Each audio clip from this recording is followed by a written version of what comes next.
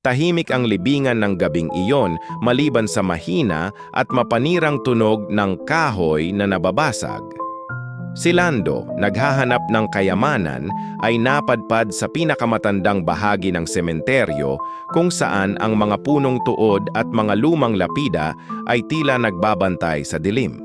Sa ilalim ng maputlang liwanag ng buwan, napansin niya ang isang kabaong na wasak ang takip. Tila pilit na binuksan mula sa loob. Lumapit siya ng dahan-dahan, kinilabutan sa malamig na hangin na biglang bumalot sa paligid na parang may buhay na nagmumula sa loob. Habang lumalapit, napansin niyang may malamig na mist na unti-unting sumisingaw mula sa loob ng kabaong, na parang hininga ng isang nilalang na matagal nang nakakulong. Sa bawat hakbang niya, lalong lumalalim ang dilim at bumibigat ang hangin, na parang pinipilit siyang umatras.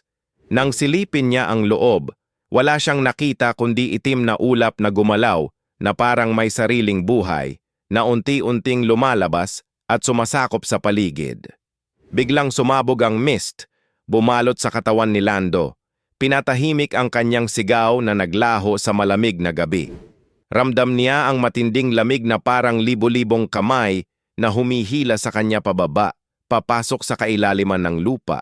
Wala nang natira kundi bakas ng kanyang mga paa sa basang lupa.